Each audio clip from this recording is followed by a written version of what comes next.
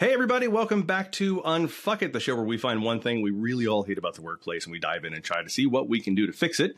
I'm Dwayne Lay. I'm one of your hosts. My co-host over in the other chair is Crystal Lay. Good morning, Crystal. How are you?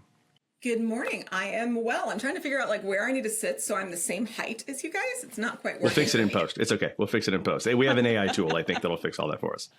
Excellent. AI does a lot these days. It does. Right? It does probably more and at the same time less than we really need. Excellent. I'd also like it to make my hair bigger and less frizzy. Thank you. I will put that into the engine. Would you like to introduce our guest? I would love to. So with us today, we have one of my favorite work authors, and not just work authors. She's now holistically authored. Can I say holistic? Is that word still okay? Yes. Her new book, The Damage of Words, must read. So love the effervescent Katrina Collier. Thank you. Hello, both of you. Hi, Thank how you are so you? much for inviting me on. I hear I'm second, which just feels very honoured. And I have to make a good impression, which is quite worrying. Frankly, it depends on how good you are. So Okay. my plan is as seasons get released, we'll put the episodes in the order of the ones we like best. Oh, don't say that. You know. Under pressure. That's a lot of pressure. Technically, you could say you are the first person that we are interviewing that is out of our group, right? Because Jenny Cody Kangas was our first interview, but she's actually part of our team. So, which is an announcement we haven't made to the world yet, but by the time this airs, we probably will have. So we'll see if this makes it into post. But so you're like our first external. I feel special. I am Katrina Collier, which you've already said. I'm probably best known as the author of The Robot Proof Recruiter and Reboot Hiring, which is about to flash across the screen. Thank you, Dwayne. You did that beautifully. I've been in the recruitment or in around recruitment and TA for too long, since I fell into it 22 years ago.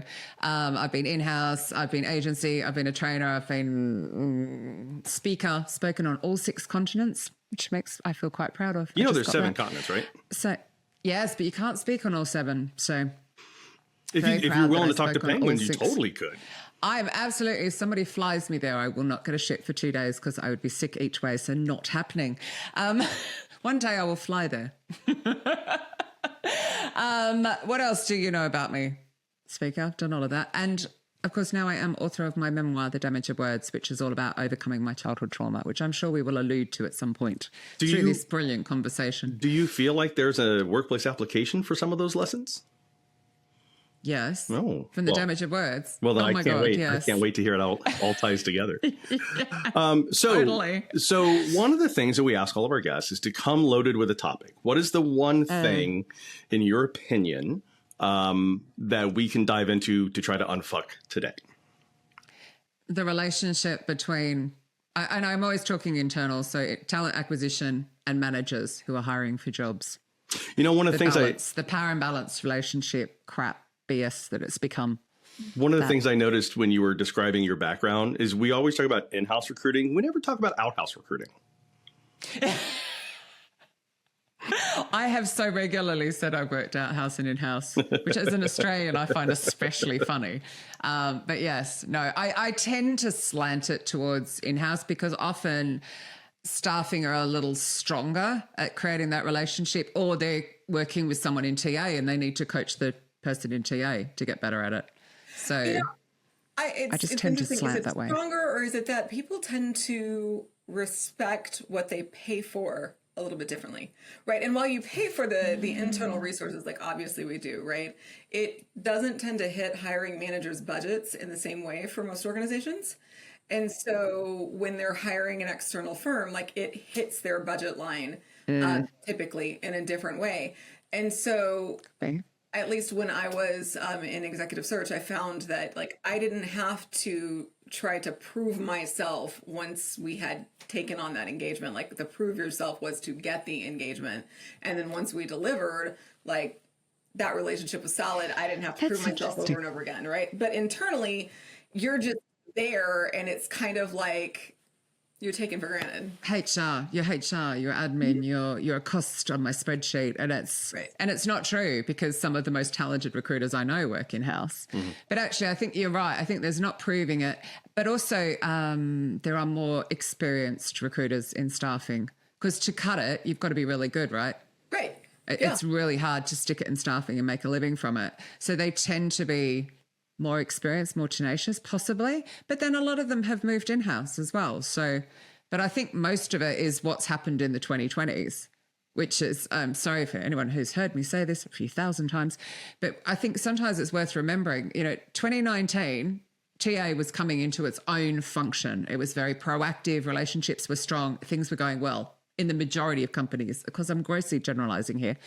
But then, of course, the pandemic hits, people get fired, then they get rehired for the overhiring that happened in 2021, 22, and suddenly recruiters were unicorns and could demand huge salaries and all this kind of stuff.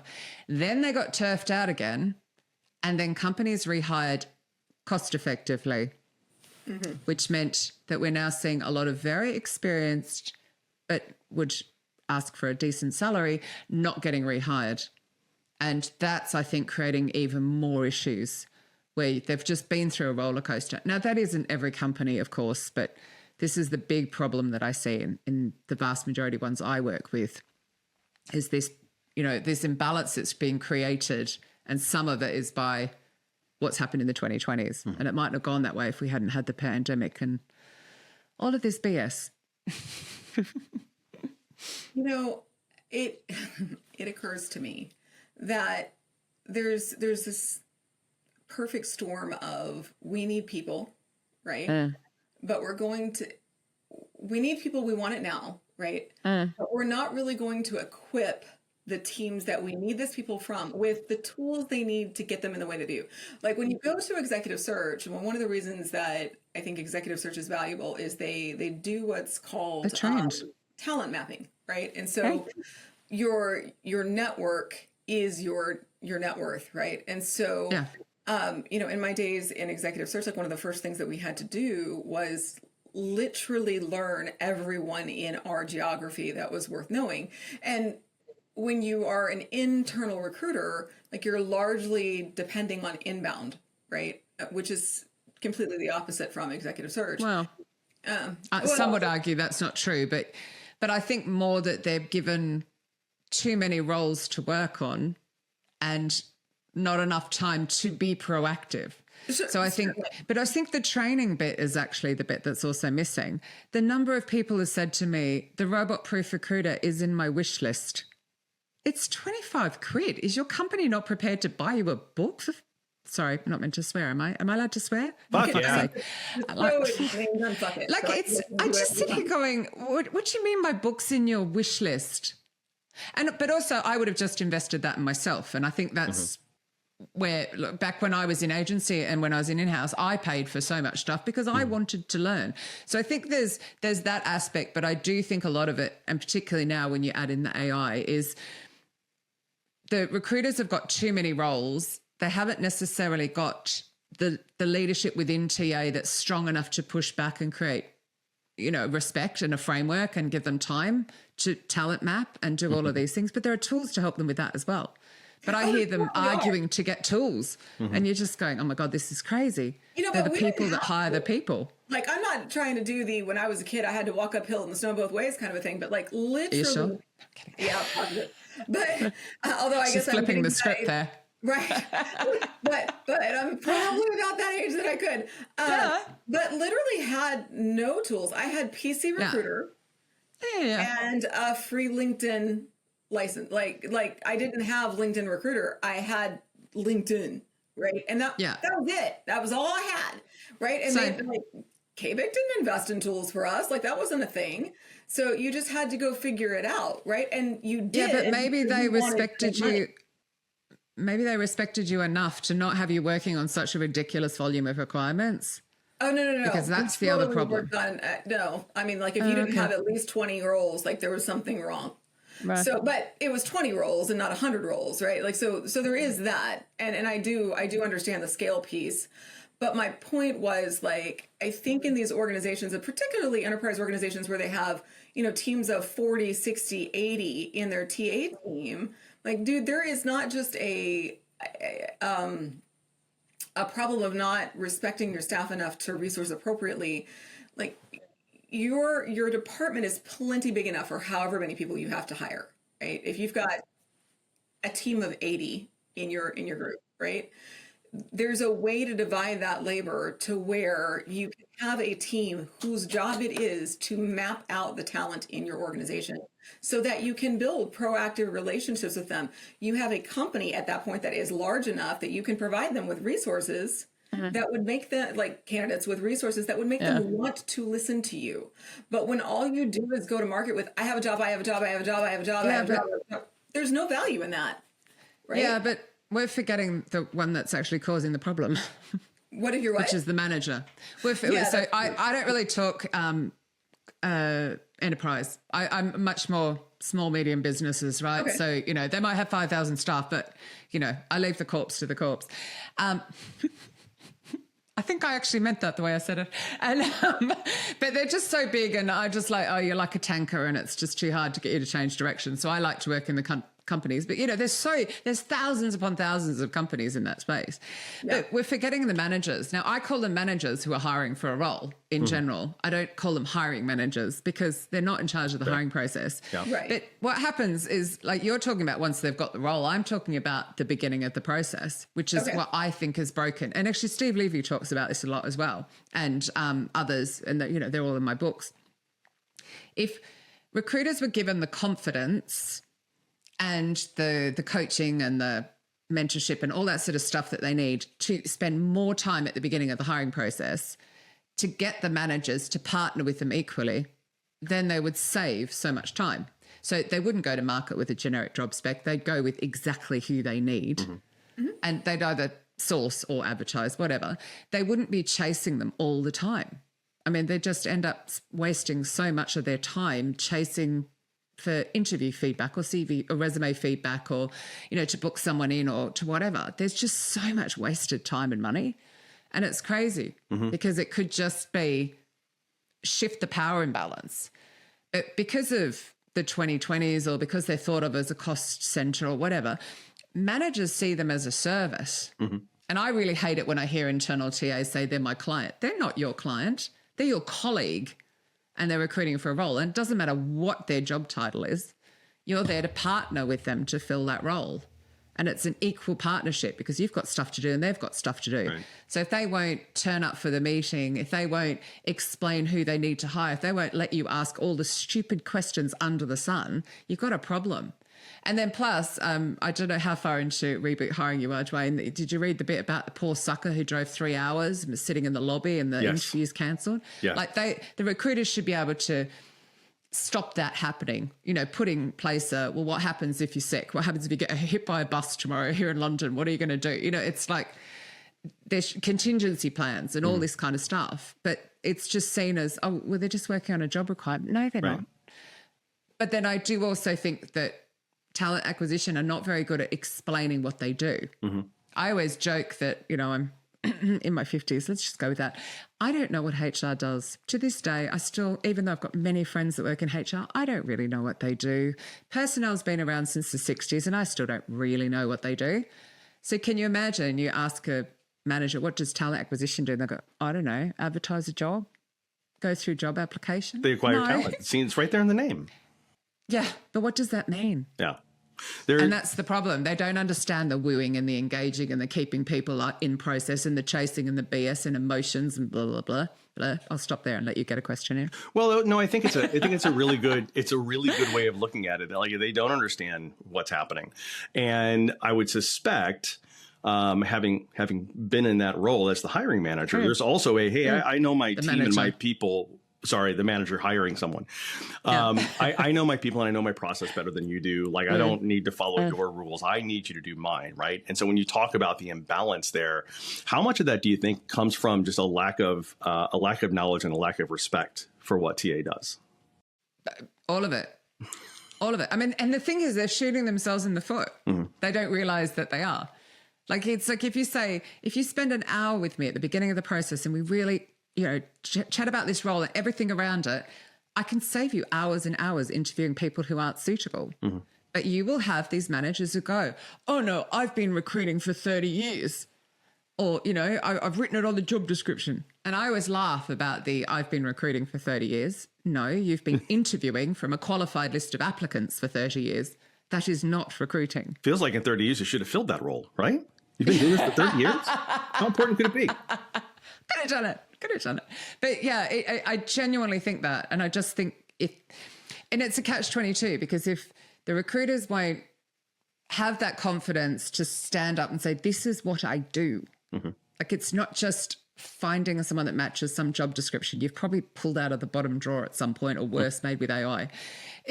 There's so much more to it. And if they don't get an opportunity to explain what they're going to go and do, and then what they need the manager to do, and create an agreement, then it's like, it's not going to go to plan. And then they just think the recruiter's shit, because it always comes back on TA. It's always their fault.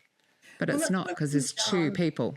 Yeah, and that for that scenario to work the way that it's supposed to work, above both of them is hello. What's up, dog? And then he goes away. There is leadership that needs to step in, right? Like, so really, I listen to all of this and I'm like, and there's a C-suite conversation that needs to happen of, let's explain what this function does. So when someone tells me I don't understand what HR does, which is a fairly common thing, like that's a common issue. My response is always, well, it's part of that is because it's different in every organization. Like, there's no universal standard for HR or TA. And so you can work in one organization and it may function one way and very different in another. So for every organization, I think there's almost like a health check on an annual or every other annual basis, every other year basis of, this is what the people function in our organization is set to deliver. And here's how you partner with them as to do it, an executive, as a manager, as an individual contributor, and people function. Here's how you interface with them. And that thing has to be done together, right? Like, so everybody can hear it together, hey, manager, the TA team within the people function, they are your experts on sourcing, finding, wooing, engaging, wooing, keeping them in the process, chasing you, all of the things until they step into our company on day one. They are the experts on this person. That doesn't mean they ultimately get to select them, but you need to trust their process, because they're going to make your life easier so you can continue to work and do the things that we hired you to do while all of this is going on, right? Yeah. And so there's a couple of things I think on that, and totally in agreement. I at a couple of events lately, I've been doing this, which is, it's good because it's physically in the body. They feel it. So I get them to stand up if their company has a sales function or a marketing function. So everyone stands up, right? And I'm like, do they ring a bell? Do you stay standing if everyone gets praise when they do a deal? And they all stay standing. Right. Now, stay standing if talent acquisition is recognized for hiring that salesperson or marketer. Vroom. The vast majority sit down.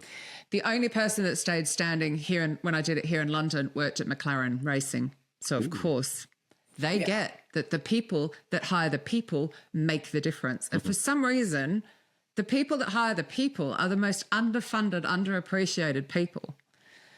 But then it's also on the flip side, you need talent acquisition to be mapping. And like, I hired Dwayne and he's done this. I hired Crystal, she's done this. And to really keep track of who they've hired and how well they're doing so they can also blow their own trumpet. So it's like it needs to come both ways. I shouldn't do it like that, should it? Shouldn't. But it is C-suite down and TA up, but sadly. But it shouldn't be. It should be sideways. TA should be up there. That quality of hire metric is really important. And there's a precursor to it. But that's not on TA. It should be. It should be, though. Like it should be on both. It can't just be on one. No. It can't solely be on TA because there's way too many contributing factors to quality of hire. But there's two pieces to it, right? So it's kind of funny. I just put out my my wind up to RecFest USA, which is next week. Will be done by the time this goes to air. But one of the talks is going to be given by Melissa Thompson on what's new for Ford, quality of slate, right? And so that's not a new metric. It's been around. Like, I was teaching teams about that in 2014, and ERE, published about it in 2013. So not a new thing, but quality of slate is a precursor to quality of hire, right? And so TA owns quality of slate, right? Like, for sure, that is a TA metric. Quality of hire. So this is the quality of who they present, or yes, the quality of the candidates that presented, right? And so like it. quality of hire would be owned jointly, right? Because once they get in the door, once they're hired, there's so many contributing factors on whether or not they stay. But what is not necessarily, I shouldn't say it's not. What is somewhat still dependent on TA, though, is how capable were they of performing? So how well did you actually assess them in that front end process? Were they able to do the job? Like, not could they, like, do they have the all of the like tools support. and things, support, but were they actually able to do the job? Like, did they have the qualifications and the things that you said they had when you slated them? So I Right? think the issue then comes in. So again, I don't think it should all fall on TA. Again, I have no idea if you've read Reboot Hiring, but there's the bit in there about the managers lying in interviews, and then people start and they're immediately leaving.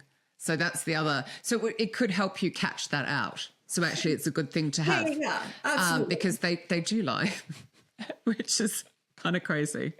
But it's like then, okay, so say you start working out as a TA professional that you do have an issue with a manager, you are providing a good slate, and then they're burning them in interview or whatever, then they don't often have support. So it's like, does Grade at HR then step into support to train that manager? We had the problem here where 82% of managers are accidental. So they get promoted and they're not trained in leadership development. I think the stat's more like 70 in the US. It's lower, but it's another problem. But then it's sometimes they don't have anyone to go to. Yeah. And they get promoted. They might have that great at HR. And they get promoted into those because they were really great as an individual contributor. Engineer. Not because they were really good at managing people, but you did that job great. Let's put you in a very different role. Let's have Picasso. Let's have Picasso run the paint store and see how that turns out. You know who does a really with no great support job of like pulling that into like recognizing, oh, you did a great job at your job, we're going to make you a manager, but then supporting them is Textron. So Textron, which has Bell Helicopter and a bunch of other companies, they do a fabulous job of then turning those individual contributors turned managers into leaders. They pour a ton of money into making them good managers. What did you say they do? They do a lot of different things. Textron is a larger conglomerate, but Bell Helicopter is the subsidiary that I'm most familiar with. And when they're it's in helicopters in the sky. Yeah, helicopters. So it's quite important then. But I think when you get into a software company or something, they don't think it's as important. Yeah, whereas you're like, hello, keeping people alive by keeping the helicopters in the sky or safely back on the ground. You know what I mean? Yes, there is that. But the principle, I think, behind it holds. And what I thought was cool about Textron is they don't just do it for the engineering group. Like, they do it across their ecosystem because they understand, like, it impacts their bottom line. And that's true for every organization, right? Like, so the money you invest back into your people helps them not only do a better job in their job, but everyone else too. And when they don't do that, it kind of leads into your new book, right? The damage of words. Like, damage of words. When you don't know what you're doing and you are out of your depth, like, you see all of your toxic traits rise up to the surface. And so when managers are overworked, out of their depth, they don't understand what they're doing, you see poor interview quality. Scared to lose their job. You see worsening relationships with TA. You know, it's harder to make a decision. So all of a sudden you're slating 30 candidates when maybe 3 were only needed. You know, the average, I was reading today, the average number of applications globally was 183 to one position. Yeah. Right? So, is that inbound or outbound? It's just it's from advertising. So I think it's shit out there at the moment. Yeah, so 183 applications per. I'm sure it's inbound, but it didn't specify applications to one position. So think of going to 183 candidates, and what that tells me is, like, hiring is definitely broken, but also there's a lot of managers that can't make decisions. Yeah, you know, and but I also think sometimes. I think sometimes in the US you actually have to advertise the role depending on what industry you're in. But I do see stuff that really ultimately pees me off, actually. There's someone who's looking for they're looking for a TA person. They are a head of TA. And they were going on about the fact they got 1,000 applications and that they were going to go through every single one. And it was just like, I'm sorry, but you could have just gone out to market and sourced someone and not put 1,000 people, their expectations, their hopes up to then reject them, because it's really brutal in TA at the moment, because of the technology as well as what's happened in the 2020s and the ageism and all that kind of stuff. Well, it's also and it was just like you job. did not need to do that. And then you didn't need to write a post about, oh, woe is me, I got 1,000 applications. Yeah, and it was anytime that I see that. People's lives. Yeah, anytime that I see someone say, like, I got 1,000 applications, or, we had 4,000 people apply. And I'm like, you have the problem. most generic job ad, right? Like, we shouldn't have that many. I was mad when we had 100 interns apply. Like, that, I get it. Like, the intern market just cratered this year in the States. But so is the TA market, so I'm not surprised. So you're going to see a greater number of applications, right? But the point is that you need to make your ad, your advertisement, your posting, whatever, specific, right? Like, it should be very specific, and not just in the job, right? Because a lot of people will be qualified to do the job, but you need to then start getting into the blueprint of, these are our organizational values. Here are the individual values that will be able to be serviced in our organization, like getting into PE fit, some of that stuff. It will not stop desperate people from applying. And there are a lot of people who are justifiably desperate. That's right? the bit you're missing, because I think at the moment that people are just applying. So, but also you're getting they're using AI tools to apply. And they're also using ChatGPT to make their CVs or resumes better for each role, which means they all end up looking the same as well. So it's I think that's where, I mean, so what you're saying is like an ideal world, but I think they should take the amazing job description and potentially, if they know they're going to get an influx, rather than get 1,000 people's hopes up, just go out to market and find somebody quietly. And not do that. I know it's not right, because people will say, oh, blah, blah, blah. But I'm like, oh, my God. Well, you can't always do that, right? So, like, it sort of depends on the organization. I hate this person. I mean, they work in talent acquisition. They should be able to find somebody. Yeah, but depending on the organization, they may have to publicly post it. Like, I know here, yes. Not this particular one. Well, okay, like that, maybe not that particular one, but as far as like in a broad spread, I know that there's your government contractors, public companies, those kind of things. You have to post it. So you're right on all of your things in terms of AI and desperation. Like, it's not going to stop those things, but there are still just most job postings, most advertisements are so they're very vanilla, generic that it's going to. But do you know what also happens? So I did a workshop with a company here, and the main part of the company comes from the US. Mm-hmm.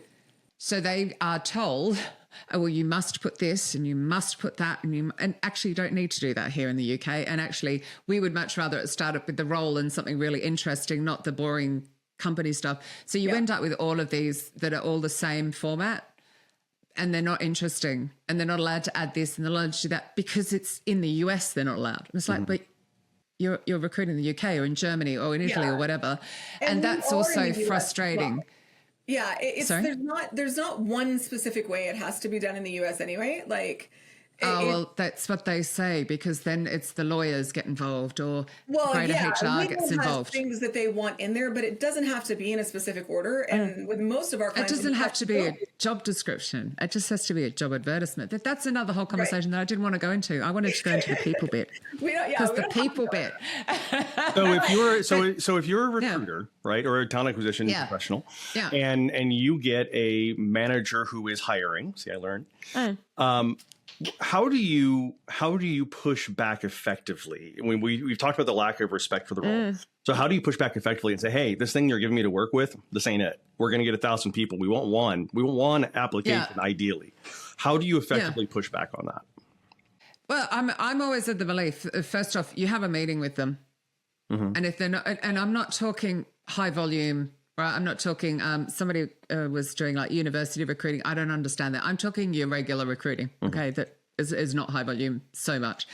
But you have a meeting with your manager on every single role, and you have that meeting. If they're not prepared to have that meeting, you don't work on the role.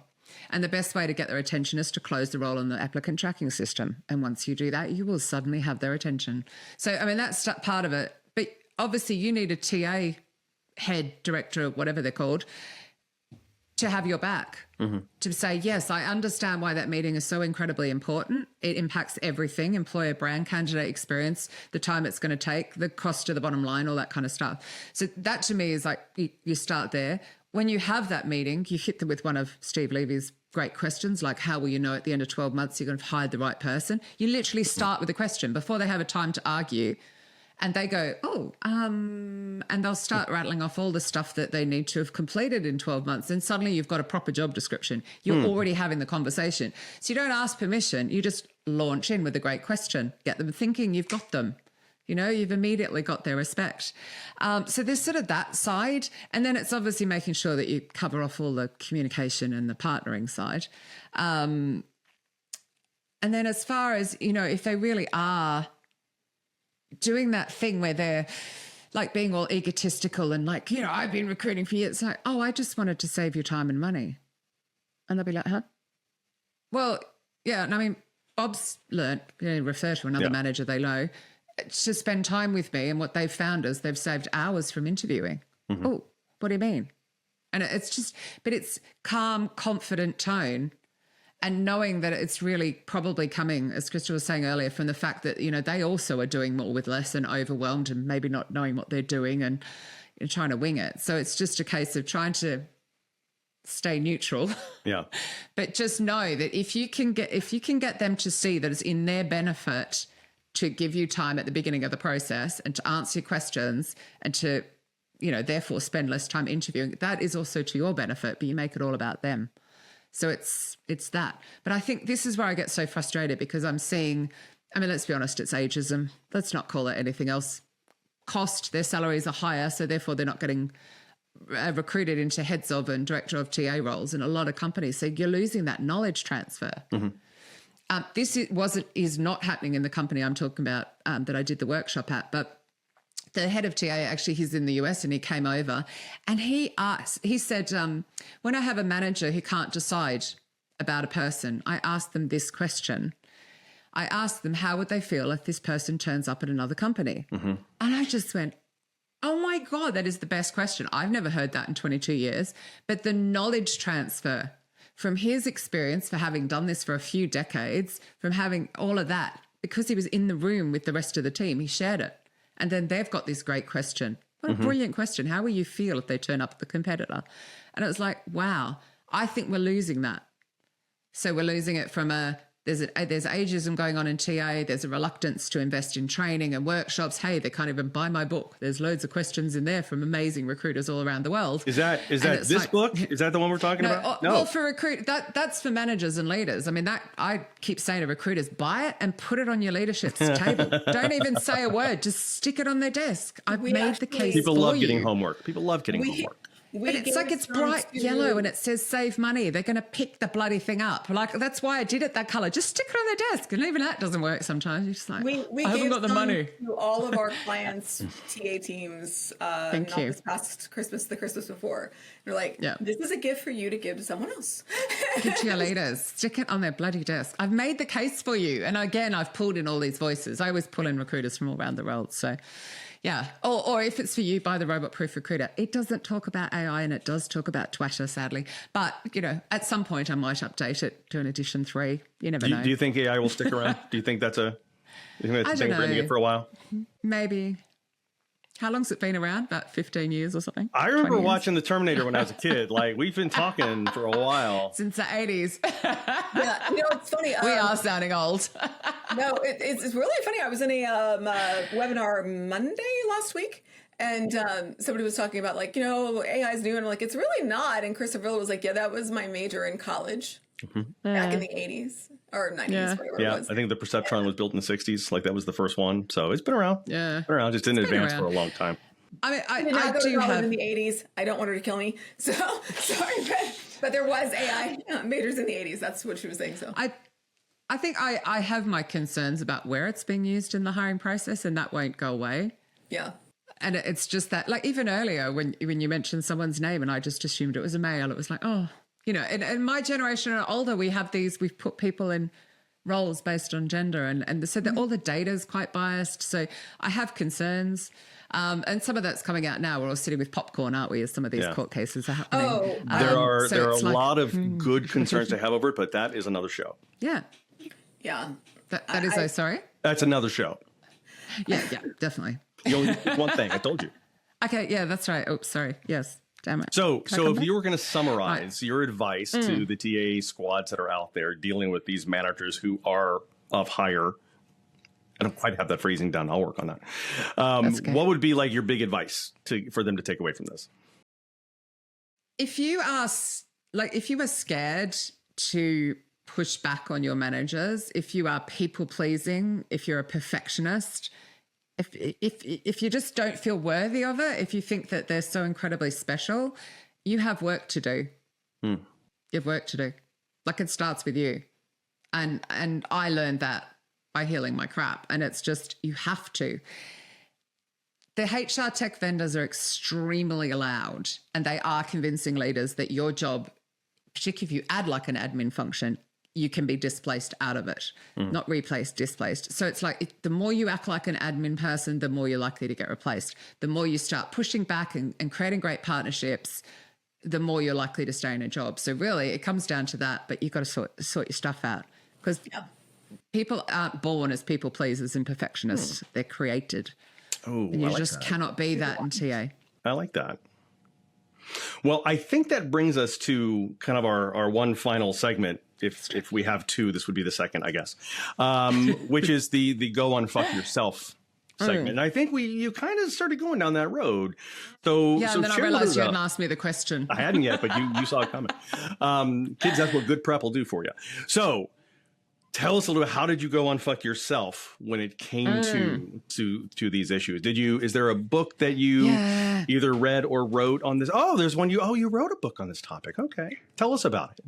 Can I just say how cute was I at 3 Adorable. Before I knew any of it was about to Don't say it in happen? past tense. This is pre. Continue to be. This is pre the abuse.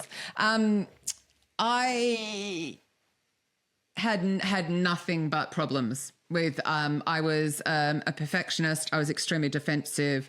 I was, just a nightmare to work with. I was so hostile.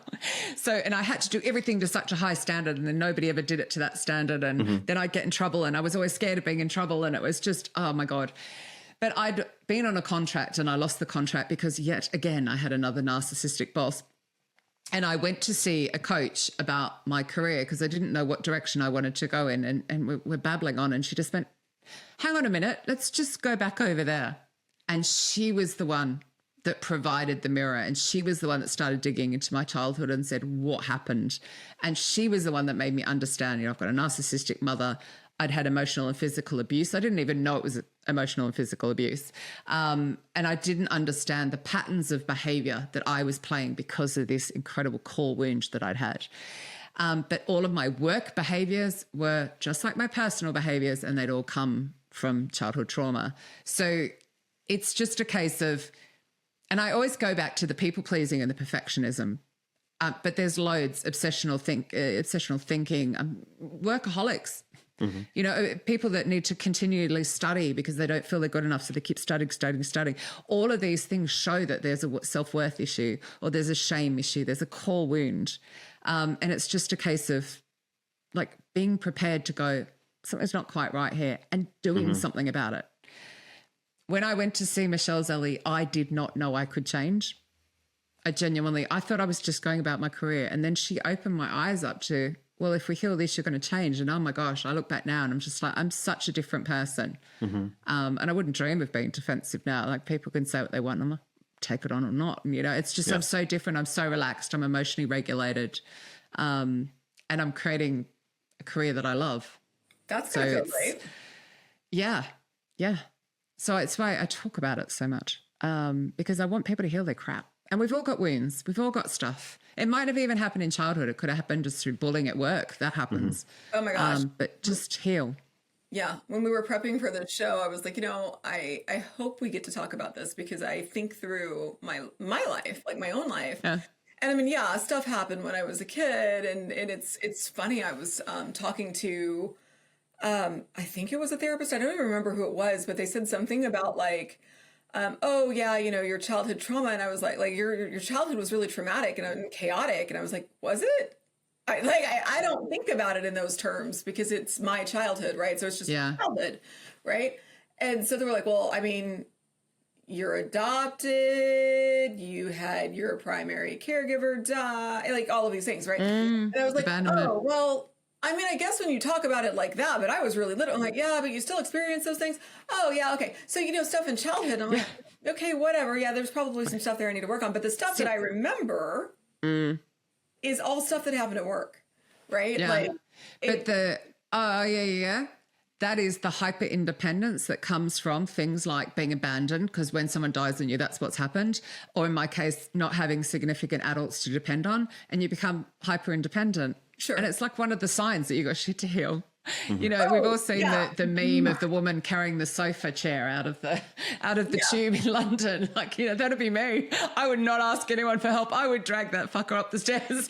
And it's like, that's not normal. Right. And then you start going, okay, but you have to be ready. And it took me to 40. Like, I mean, again, I think the universe meant, Katrina, you are going to get help, and threw me into it. I didn't know. But again, a reason I wrote The Damage of Words is, please go sort your stuff. But why was I going to say that? It's just how life transforming it is when you find the right someone to mirror back to you and start to help you change it. And that helped me. I said, God gave me Dwayne, and that helped me. I'm not sure it helped him. Oh, I assumed I was given to you as a punishment. That's good. Oh, no, I think I was given to you as a punishment.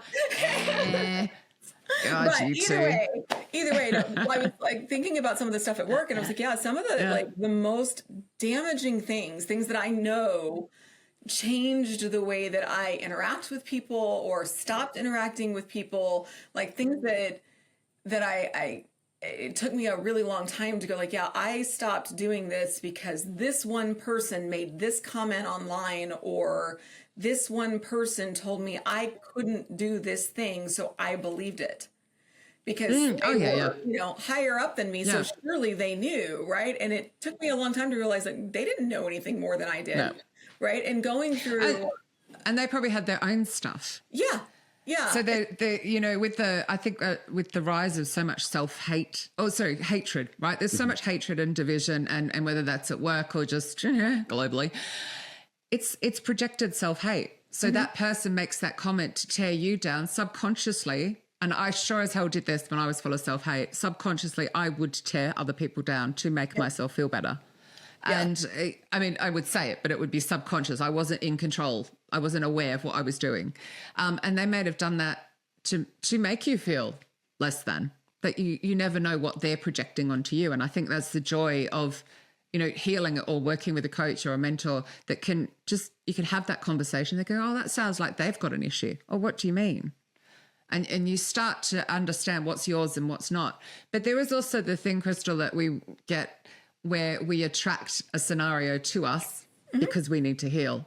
And I think, I had my narcissistic mother and then abusive boyfriends and then so many narcissistic bosses and flatmates and you name it. Like they kept coming until I finally found the self-love and the self-worth and learned how to do proper boundaries, which, anyone in TA needs to learn how to do.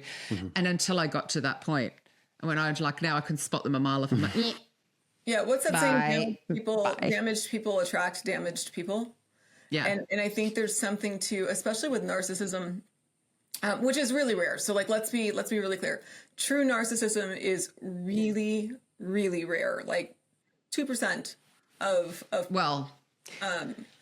now some of that is, I know that's what they say, but I actually think it's higher than that, but not as high as we keep calling people narcs who are not narcs. Yeah, you have to separate narcissistic traits from true narcissism, right? And so there's a lot of people with narcissistic traits, and you can have a myriad of personality disorders that will have narcissistic traits attached to them. Yeah. And so it can functionally feel like narcissism, right? But true narcissism is rare, and I'm very sorry that you had to live with that.